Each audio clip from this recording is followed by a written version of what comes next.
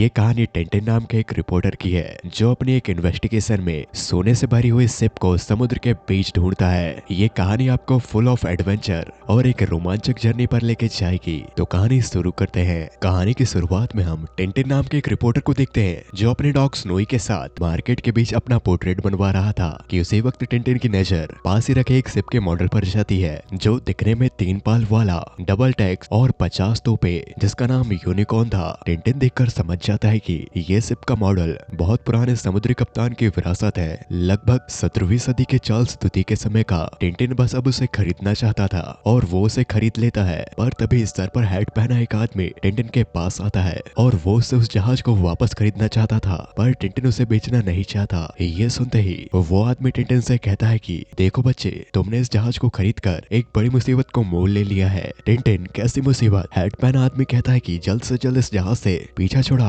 वो लोग बहुत ही खतरनाक है। और वो पीछे किसी से डरकर वहाँ से भाग जाता है और तभी टिंटिन के पीछे एक मूंछों वाला आदमी आ जाता है और उसे भी वही जहाज का मॉडल चाहिए था जिसका नाम मिस्टर सैक्रिन था। सैक्रिन यहाँ उस जहाज के मॉडल को पाने के लिए टिंटिन को मुंह मांगी कीमत देने के लिए तैयार था, पर ऐसा क्या था उस जहाज में ये हमें आगे पता चलेगा। टिंटिन यहाँ सैक्रिन से कहता है कि मैं इस जहाज के मॉडल को बेचना नहीं चाहता और वो उस जहाज को लेकर अपने अपार्टमेंट में आ जाता है। अब यहाँ टिंटिन सोच रहा था कि क्यों सबके सब इस जहाज के मॉडल के पीछे पड़े हैं, ऐसा क्या है इस जहाज के मॉडल में। पर तभी टिंटिन के अपार्टमेंट में एक कैट घुस आती है और उस कैट को देखकर टिंटिन का डॉग स्नोई उसका पीछा करने लगता है, जिससे कि उसके पूरे घर में अफरा तफरी मच जाती है और इसी हलचल के बीच वो जहाज का मॉडल नीचे गिरकर टूट जाता है। जब टिंटिन उस टूटे हुए जहाज को उठाता है तब टिंटिन का ध्यान स्नोई को डांटने पर था और उसी वक्त उस जहाज के मॉडल से कुछ चीज नीचे गिरकर लुढ़कते हुए टेबल के पीछे आ जाती है, जिसे टिंटिन ने नहीं देखा था। और क्योंकि टिंटिन को अपने सवालों के जवाब चाहिए थे तो वो उस शिप के मॉडल को घर पर ही छोड़कर घर से बाहर जा रहा था। तभी टिंटिन के सामने वाले अपार्टमेंट से कोई उस पर नजर रखे हुए था और टिंटिन के जाते ही वो उस शिप के मॉडल को देखता है। यहाँ टिंटिन अपने सवालों के जवाबों को जानने इतिहास के पन्नों पर ढूंढ रहा था यूनिकॉर्न नाम का वो जहाज जो बरसों पहले कहीं रहस्यमय तरीके से गुम हो गया। तब टिंटिन को इस लाइब्रेरी की किताबों से पता चलता है यूनिकॉर्न नाम का ये जहाज हैडक वंश की निशानी है जो 1676 में बॉबी डॉल से निकला था, पर वो फिर कभी वापस नहीं आया। कहा जाता है कि यूनिकॉर्न के सफर में समुद्री लुटेरों ने हमला किया, सारे कर्मचारी मारे गए सिर्फ एक को छोड़कर, और वो थे उस शिप यूनिकॉर्न के कप्तान सर फ्रांसिस हैडक। यूनिकॉर्न के दस्तावेजों से पता चला उस पर रम और तंबाकू ले जाया जा रहा था, पर बाद में दावा किया गया कि जहाज पर कुछ रहस्यमय सामान था। टिंटिन के मन में सवाल उठता है कि वो कौन सा रहस्यमय सामान था और उसे आगे और पढ़ने पर पता चलता है कि बहुत से इतिहासकारों ने उस रहस्य को जानने की कोशिश की, पर सबके सब नाकामयाब रहे। पर उस शिप के कप्तान सर फ्रांसिस हैडक के आखिरी शब्द थे,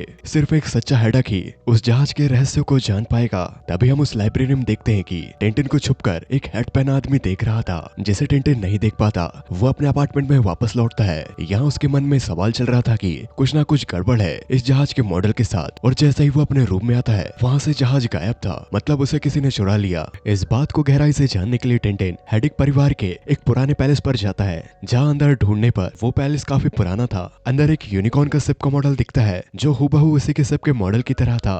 वो उसे उठा लेता है, पर तभी वहाँ पर सैरिन आता है। ये वही दाढ़ी वाला आदमी है जिसे हमने मूवी की स्टार्टिंग में देखा था। टिंटिन यहाँ सैरिन से कहता है कि ये मेरा शिप का मॉडल है जो अभी घंटे भर पहले मेरे फ्लैट से चोरी हुआ है। पर यहाँ सैरिन टिंटिन को कहता है कि जरा ध्यान से देखो, क्या ये तुम्हारा ही शिप है? और तब टिंटिन उस शिप को ध्यान से देखता है तो वो बिल्कुल नया था। टिंटिन के पास जो शिप का मॉडल था वो नीचे गिरने की वजह से टूट चुका था। ये वैसा नहीं होता। तो टिंटिन कहता है कि ये मेरे शिप का मॉडल नहीं है, सॉरी पर मुझे समझ नहीं आ रहा, ये बिल्कुल मेरे शिप के मॉडल की तरह है। सर फ्रांसिस ने एक जैसे दिखने वाले 2 जहाज क्यों बनाए होंगे, और तो और आपके पास एक पहले से ही है और फिर आपको दूसरा क्यों चाहिए? टिंटिन वहाँ सोच में पड़ जाता है कि इस मॉडल में ऐसा क्या है जो कोई इसे चुराना चाहेगा। पर हम यहाँ सैरिन को देखते हैं जिसे देखकर ऐसा लग रहा था कि वो इस बारे में कुछ जानता है और इसलिए वो टिंटिन को वहाँ से जाने के लिए कह देता है। जब टिंटिन वापस अपने अपार्टमेंट में आता है तब वो रूम में देखता है कि उसका दरवाजा पहले से ही खुला हुआ है और कमरे के अंदर सामान बिखरा पड़ा है, यानी कोई फिर से आया था और उसने इस कमरे की तलाशी ली है। ये देखकर टिंटिन जब उस टेबल के पास जाता है जहाँ पहले जहाज का मॉडल रखा हुआ था, वहाँ पर टिंटिन का डॉग स्नोई जोर जोर से भौंक रहा था। था और जब वो टेबल हटाकर उसके पीछे देखता है तो वहाँ टिंटिन को उस जहाज के मॉडल से गिरी हुई वही चीज मिलती है जो पहले उसे अनजाने में खो गई थी। और जब वो उसके अंदर देखता है तो उसे एक पुराने से कागज पर लिखी हुई एक पहेली मिलती है और यहाँ टिंटिन समझ जाता है जिस किसी ने उस जहाज के मॉडल को चुराया है उसे यही पहेली चाहिए थी। और टिंटिन को ये लगता है उस पहेली को पाने वो लोग फिर से यहाँ आएंगे और तभी उसके अपार्टमेंट की डोरबेल बजती है। टिंटिन को लगता है कि वही लोग होंगे। वो अपनी पिस्टल लेकर दरवाजे के पास जाता है और दरवाजे के इस ओर हेड पहना वो आदमी टिंटिन से कहता है कि सुनो नौजवान, वो लोग जरूर आएंगे और तुम्हारी जान को खतरा है। वो उसके आगे कुछ बता कि तभी अचानक उस पर कोई हमला कर देता है और गोलियां उसके आर पार हो जाती हैं। जब टिंटिन बाहर जाकर देखता है तो वो लोग वहाँ से भाग चुके थे, पर उस हेड पहने आदमी ने अखबार पर अपने खून से कुछ लेटर्स को मार्क किया था। जब टिंटिन अखबार पर उन मार्क किए हुए लेटर्स को ध्यान से देखता है तो उन सभी को जोड़ने पर एक नाम आ रहा था, कैराबोजोंग। वो इस न्यूज़पेपर को पुलिस वालों को दे देता है। थॉमसन एंड थॉमसन ये पुलिस वाले टिंटिन को बताते हैं कि ये जो हेड पहना आदमी मरा है ये खुफिया पुलिस से था जिसकी जानकारी हमको भी नहीं है और ये कोई सीक्रेट मिशन पर काम कर रहा था जिसके बारे में हमें बस इतना ही पता है। थॉमसन एंड थॉमसन ये पुलिस वाले उस सबूत को रख लेते हैं। जब टिंटिन अपने अपार्टमेंट के बाहर आता है तो तभी एक चोर टिंटिन का पर्स चुरा लेता है और जैसे ही टिंटिन को ये पता चलता है कि उसका पर्स गायब है, वो चोर तब तक वहाँ से भाग चुका था। उस पर्स के अंदर वो पहेली भी थी। टिंटिन अपने पर्स को वापस लाने के लिए थॉमसन इन पुलिस वालों को कहता है। अब टिंटिन अपने डॉग स्नोई के साथ ये बात करते हुए जा रहा था कि हमारी पर्ची तो खो गई, पर ये कैराबोजोंग ये जो शब्द है एक विदेशी शब्द लगता है। और तभी अचानक टिंटिन के डोर के सामने कुछ लोग आ जाते हैं और वो उसे बेहोश कर एक बॉक्स के अंदर भरकर ले जा रहे थे और उस बॉक्स में कैराबोजोंग लिखा हुआ था। यहाँ टिंटिन का पीछा उसका डॉग स्नोई कर रहा था और टिंटिन जिस बॉक्स के अंदर था उस बॉक्स को ट्रक पे भरकर एक जहाज पर लोड कर दिया जाता है जिस जहाज का नाम कैराबोजोंग था। और ये जहाज अपने किसी सफर में निकल पड़ा था। यहाँ हम टिंटिन को देखते हैं जिसकी कुछ लोग तलाशी ले रहे थे पर उन्हें उसके पास कुछ भी नहीं मिलता। तभी वहाँ पर सैरिन आता है और ये लोग सैरिन को बॉस कह रहे थे। मतलब अब तक जो भी चीजें टिंटिन के साथ हुई वो सब सैरिन ने की है। और यहाँ सैरिन अपने शिप के मॉडल से निकली उस पहेली को टिंटिन को दिखाकर उसके पास की पहेली को मांगता है, पर वो तो टिंटिन के पास नहीं थी। पर यहाँ सैरिन समझ चुका था कि टिंटिन ने उस पहेली को पढ़ लिया है। वो उसे वहाँ कैद करके वहाँ से चले जाते हैं। पर इस शिप में टिंटिन का डॉग स्नोई भी आ चुका था और वो छुपकर टिंटिन के पास पहुंच जाता है। यहाँ स्नोई टिंटिन के हाथों पर बंधी रस्सियों को खोल देता है। टिंटिन उन सलाखों से आजाद हो जाता है। वो सबसे पहले वहाँ के दरवाजे को लॉक कर देता है और फिर वो शिप की खिड़की से बाहर देखता है। अब क्योंकि उसे इस कैबिन से दूसरे कैबिन पर जाना था तो वो खिड़की के जरिए जाने का फैसला करता है। वो यहाँ एक रस्सी से एंगल बनाकर उस शिप के एक दूसरे कैबिन की खिड़की तक फेंकता है और कई बार कोशिश करने के बाद वो उस कैबिन तक पहुंच जाता है। ये कैबिन इस शिप के कप्तान का था जो हर वक्त शराब के नशे में रहता है। वो अपना नाम अर्चिबाल्ड हैडक बताता है और वो टिंटिन से कहता है कि मेरे इस जहाज को सैक्रिन ने हथिया लिया, उसने मेरे क्रू को खरीद लिया और उन लोगों ने मुझसे गद्दारी कर ली और मुझे यहाँ बंद कर रखा है। यहाँ टिंटिन पूछता है कि क्या वही हैडक परिवार के वंशज है जो मशहूर सर फ्रांसिस हैडक का परिवार है। कैप्टन हाँ कहता है और तब टिंटिन उस यूनिकॉर्न के जहाज के बारे में पूछता है। ये सुनते ही कैप्टन भड़क जाता है। वो कहता है कि तुम्हें यूनिकॉर्न के राज के बारे में कैसे पता? इस राज को सिर्फ हैडक परिवार के वंशज ही जानते हैं जिन्हें पीढ़ी दर पीढ़ी इस राज को बताया गया है। टिंटिन का कहना था मैं इस पर काम कर रहा हूँ। और तब कैप्टन बताते हैं सर फ्रांसिस हैडक मेरे दादाजी थे, उन्होंने मुझे यूनिकॉर्न के राज बताए थे, पर उनके गुजरने के बाद मैंने शराब पीना चालू कर दिया और उसके कारण मैं वो सब भूल गया। तब टिंटिन कैप्टन से कहता है कि आपके अलावा आपके परिवार में और तो कोई होगा। पर कैप्टन टिंटिन से कहते हैं कि सर फ्रांसिस हैडक के 3 बेटे थे पर उनकी पीढ़ी आगे नहीं बढ़ी, बस मैं ही बचा हूँ आखिरी हैडक परिवार का वंशज जो उस यूनिकॉर्न के राज को भूल गया। अभी यहाँ कैप्टन टिंटिन के साथ हो जाता है। वो उसकी मदद करना चाहता था, वो उसे लाइफ बोट तक लेके जा रहा था और इस बात की खबर सैरिन को चल जाती है कि कैप्टन हैडक टिंटिन के साथ अपने रूम से भाग गया है। वो अपने आदमियों को उसे ढूंढने के लिए कहता है और वो हैडक को चोट पहुंचाने के लिए बिल्कुल मना करता है। जैसे सैरिन को हैडक यूनिकॉर्न ढूंढने में मदद करेगा उसकी बातों से ये लग रहा था। और अब यहाँ सैरिन के लोग पूरे शिप पर टिंटिन और कैप्टन को ढूंढ रहे थे। दूसरी तरफ हम टिंटिन और कैप्टन को देखते हैं जो सैरिन के आदमियों से बचते बचाते किसी तरह लाइफ बोट के पास पहुंचते हैं। तब टिंटिन को पता चलता है कि इस शिप पर रेडियो रूम भी है और वो वहां जाता है ताकि वो पुलिस को खबर कर सके, क्योंकि यार उसे किडनैप किया गया है। हाँ किडनैप, इसलिए वो पुलिस को खबर कर रहा है। टिंटिन जैसे ही रेडियो रूम पर जाता है तो वहां से पता चलता है सैरिन बग्गार जा रहा है क्योंकि तीसरा यूनिकॉर्न बग्गार के सुल्तान शेख ओमर बिन सलाद के पास है। ये जानने के बाद टिंटिन समझ जाता है सैरिन उस तीसरे यूनिकॉर्न को चुराना चाहता है। वो पहले टेलीग्राम पुलिस को भेज देता है पर तभी वहाँ सैरिन के लोग आ जाते हैं। इनके बीच फाइटिंग सीन चलता है और यहाँ किसी तरह टिंटिन और कैप्टन लाइफ बोट की मदद से उस शिप से भागने में कामयाब हो जाते हैं। यहाँ साइरन जान चुका था कि टिंटिन को पता चल चुका है कि हमारा प्लान क्या है, तो वो अपने आदमियों को उन्हें समुद्र के बीच ढूंढने के लिए कहता है। वो एक एयरक्राफ्ट से उन्हें समुद्र के बीच ढूंढ रहे थे। यहाँ हम टिंटिन और कैप्टन को देखते हैं जो उस लाइफ बोट से बग्गार की ओर बढ़ रहे थे। यहाँ हम शहर में देखते हैं जहाँ थॉमसन एंड थॉमसन ने उस बिग पॉकेटर मतलब उसी पॉकेट चोर को पकड़ लिया है, जहाँ उन्हें टिंटिन का पर्स मिल जाता है। यहाँ हम लाइफ बोट पर देखते हैं जहाँ टिंटिन और स्नोई बेहोश थे। तब कैप्टन जो उस नाव को चला रहा था उसे उस लाइफ बोट पर शराब की बोतल दिखती है जो वो पूरी पी जाता है और इसके बाद वो लाइफ बोट पर ही आग लगा देता है क्योंकि उसे ठंड लग रही थी। और ये देखकर टिंटिन और स्नोई जागते हैं, पर तब तक देर हो चुकी थी और उनकी लाइफ बोट पूरी तरह से खराब हो जाती है। अब ये समुद्र के बीच फंस चुके हैं जहाँ दूर दूर तक कोई नहीं है, पर तभी आसमान में इन्हें एक पीला प्लेन दिखाई देता है। कैप्टन को लगता है कि ये बच गए, पर उस पर पुर्तगाली निशान था। मतलब इस प्लेन पर साइरन के लोग थे जो इन्हें देखते ही इन पर गोलियां बरसाने लगते हैं। और तब टिंटिन अपने पास रखे पिस्टल देखता है जिस पर सिर्फ एक ही गोली बची थी और टिंटिन कहता है वही काफी है। वो सीधे प्लेन के इंजन पर शूट करता है और टिंटिन का निशाना सटीक था। वो सीधे जाकर प्लेन के इंजन पर लगती है जिससे उस प्लेन के इंजन में खराबी आ जाती है और वो उड़ नहीं पाता, वो नीचे आ जाता है। तब टिंटिन तुरंत पानी के अंदर तैरते हुए उस प्लेन के पास पहुंचता है। साइरन के आदमी उस प्लेन को रिपेयर करने पर थे तो उनका ध्यान नहीं होता और टिंटिन उनके करीब आ जाता है और वो अपनी बिना गोली की पिस्टल से उन्हें डराता है जिससे वो डर भी जाते हैं और वो उन्हें प्लेन के पीछे बांध देता है। अब कैप्टन, टिंटिन और स्नोई आगे का सफर इस प्लेन से करेंगे। उस प्लेन से चलते हुए इन लोगों ने सैक्रिन की शिप को पीछे छोड़ दिया था और ये लगातार आगे बढ़ रहे थे। तभी अचानक इनके सामने एक बादलों का एक तूफान आता है जिसमें ये फंस जाते हैं और उस तूफान की वजह से टिंटिन के हाथों से प्लेन कंट्रोल के बाहर हो जाता है और उसकी वजह से इनका प्लेन एक डेजर्ट पर क्रैश हो जाता है जहाँ अब इन्हें आगे का सफर पैदल ही तय करना होगा और ये उस रेगिस्तान में अपना सफर जारी रखते हैं। टिंटिन, कैप्टन और स्नोई लगातार कई दिनों से चल रहे थे। इस रेगिस्तान की गर्मी कैप्टन का नशा पूरी तरह से उतार देती है और तब कैप्टन को अपने दादाजी के द्वारा बताई गई यूनिकॉर्न की वो कहानी याद आती है जिसमें यूनिकॉर्न का राज छुपा था। वो टिंटिन को बताता है यूनिकॉर्न जब अपने सफर पर निकला कई दिनों तक लगातार चलने के बाद यूनिकॉर्न का सामना समुद्री लुटेरे मतलब पायरेट्स से होता है। सर फ्रांस हैडक एक बेखौफ कप्तान थे, वो उन पायरेट्स का सामना करते हैं। ये दोनों शिप्स आपस में लड़ रहे थे और तब सर फ्रांस हैडक के शिप पर सारे पायरेट्स यूनिकॉर्न पर आ चुके थे और तब सर फ्रांस हैडक का सामना इन पायरेट्स के लीडर से होता है जिसका नाम था। इसके आगे कैप्टन कुछ बताते तभी वो बेहोश हो जाते हैं। यहाँ टिंटिन कैप्टन के साथ धीरे धीरे उस रेगिस्तान को पार कर रहा था और अब रात हो जाती है। तब इन्हें कुछ लोगों ने देख लिया था और वो इन्हें अपने गाँव ले आते हैं। अब फिर हम अगली सुबह देखते हैं इनकी जान बच चुकी थी। जब टिंटिन कप्तान के पास जाता है उसे फिर से वो यूनिकॉर्न की कहानी याद आती है। वो टिंटिन को बताता है उस पायरेट का नाम रेड ड्रैगन था। यहाँ कैप्टन सर फ्रांसिस हैडक उस पायरेट के साथ लड़ रहे थे, वो उसे हरा ही देते, पर तभी अचानक रेड ट्रैकर के पायरेट साथी कैप्टन को चारों तरफ से घेर लेते हैं और यहाँ red dragon sir Francis headache के क्रू मेंबर्स को उन्हें मारने की धमकी देकर सर फ्रांस हैडक से इस शिप में छुपे खजाने के बारे में पूछता है। ना चाहते हुए भी सर फ्रांस हैडक अपने साथियों की जान बचाने के लिए उस खजाने तक रेड ट्रैकर को ले जाते हैं। तब हमें यूनिकॉर्न पर छुपे खजाने का अंदाजा होता है जो बहुत ज्यादा था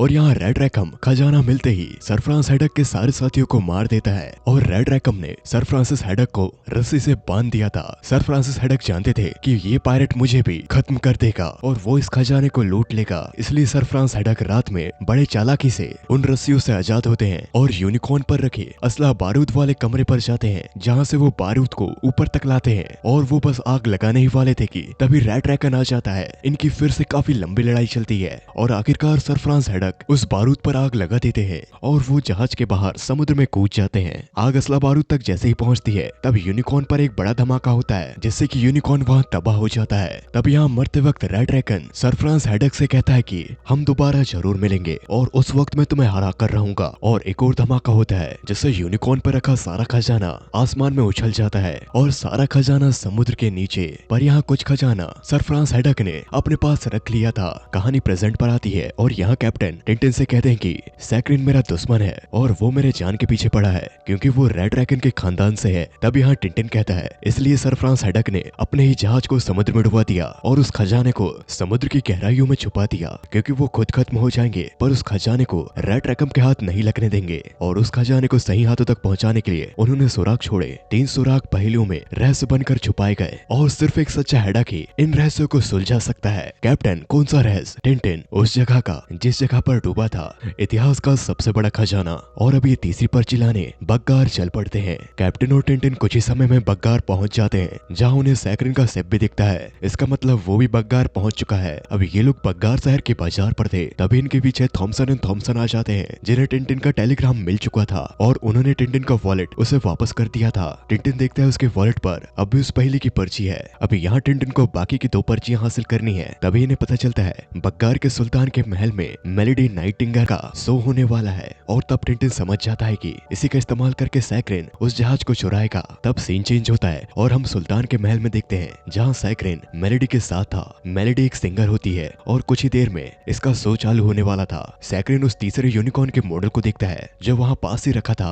वो बुलेट प्रूफ कांच के अंदर होता है। यहाँ कैप्टन और टिंटिन वो भी सुल्तान के महल में उस कॉन्सर्ट पर जा रहे थे, पर महल के अंदर जाने से पहले टिंटिन ने उस पहले की पर्ची को कैप्टन को दे दिया था। अब अंदर कॉन्सर्ट शुरू होता है जहाँ पर उस सिंगर की आवाज इतनी हाई पिच थी कि उसे आसपास के शीशों में क्रैक्स आ रहे थे। और तब टिंटिन की नजर उस यूनिकॉर्न पर जाती है और तभी ये सिंगर इतनी तेजी से गा रही थी कि सारे शीशे टूट जाते हैं, साथ ही उस यूनिकॉर्न का बुलेट प्रूफ ग्लास भी। और तब सैकरिन अपनी पैट ईगल को पहले की पर्ची लाने भेजता है। वो उड़कर सीधे उस जहाज पर जाती है और वो उसे तोड़कर उस पर्ची को ले आती है जो सैकरिन को मिल चुकी थी। और सैकरिन अपने आप को वहाँ बचाने के लिए सुल्तान के सामने टिंटिन की ओर उंगली दिखाकर कहता है कि ये तुम्हारा शिप चुराने आया है। और इस सब के चलते वहाँ हड़बड़ी मच जाती है। सैकरिन वहाँ से निकल रहा था, साथ ही सैकरिन के आदमियों ने कैप्टन से भी उस पर्ची को छीन लिया होता है। टिंटिन और कैप्टन सैकरिन का पीछा करते हैं। सैकरिन के पास 3 पर्चियां थी। यहाँ टिंटिन अपने डॉग स्नोई की मदद से बड़े चालाकी से सैकरिन से उन 3 पर्ची को छीनने में कामयाब हो जाता है। अब यहाँ गेम बदल जाता है। सैकरिन और उसके लोग टिंटिन और कैप्टन के पीछे पड़े थे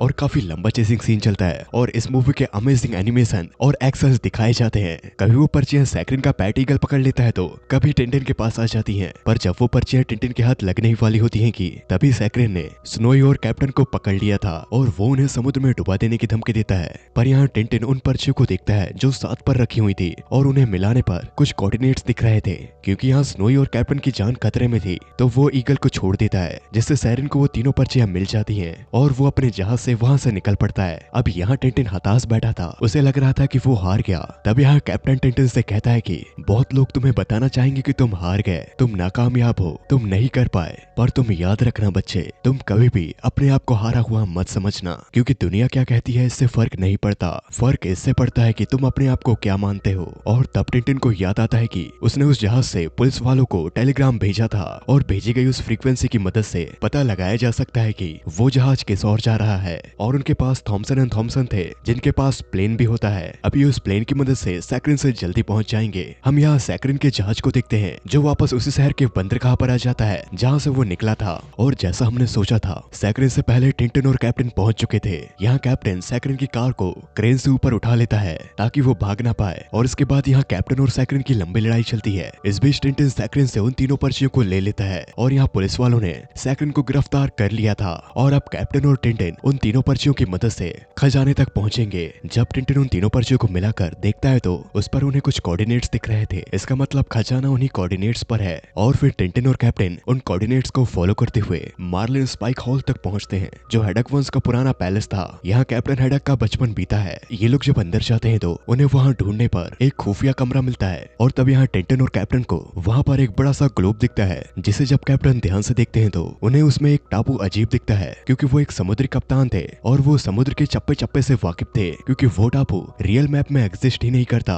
उन्हें लगता है कि इस ग्लोब में कुछ गलती है, पर तब टिंटिन सोचता है और कैप्टन से कहता है उस ग्लोब में कोई गलती नहीं है। सर फ्रांस हेडक अपना खजाना एक सच्चे हेडक को देना चाहते थे जो समुद्र के रग रग से वाकिफ हो, जो उनकी तरह एक सच्चा कप्तान हो, जो दुनिया के नक्शे में ये देखकर बता दे कि ये टापू गलत जगह पर है। जैसे ही कैप्टन हेडक उस ग्लोब पर गलत टापू को दबाते हैं तो तभी अचानक वो बड़ा सा ग्लोब खुलता है और उसके अंदर सर फ्रांस हेडक की हेड पर खजाना था जो उन्होंने समुद्र से बचा कर लाया था। ये देखकर टिंटिन और कैप्टन काफी खुश होते हैं और तब टिंटिन को उस ग्लोब के अंदर एक नक्शा जैसा कुछ मिलता है और वो देखकर टिंटिन समझ जाता है सर फ्रांस हेडक ने एक और सुराग छोड़ा है उस सोने का जो कहीं समुद्र की कोख पर समा गया। और तब टिंटिन कैप्टन से कहता है आपको रोमांच की कितनी प्यास है कैप्टन। तब कैप्टन टिंटिन से कहते हैं इतनी कि वो कभी ना पूछे। इसका मतलब इसका पार्ट 2 भी जल्द बनने वाला है और वो जैसे ही अपलोड होता है मैं उसे तुरंत एक्सप्लेन कर दूंगा। आप उसका वेट मत करिए, आप चैनल को सब्सक्राइब कर लीजिए। और आपको ये कहानी द एडवेंचर ऑफ टिंटिन कैसी लगी कमेंट करके जरूर बताइएगा। चाहे तो मैं आपको कुछ मूवीज सजेस्ट कर सकता हूँ जो आपको एंड स्क्रीन पर दिखाई दे रही है। लेफ्ट वाली एक सर्वाइवर मूवी है और राइट वाली एब्सोल्यूट सिनेमा है। चाहे तो आप उसका एक्सप्रेशन क्लिक कर देख सकते हैं। मैं हर्ष मिलता हूँ किसी और वीडियो में, तब तक के लिए बाय बाय।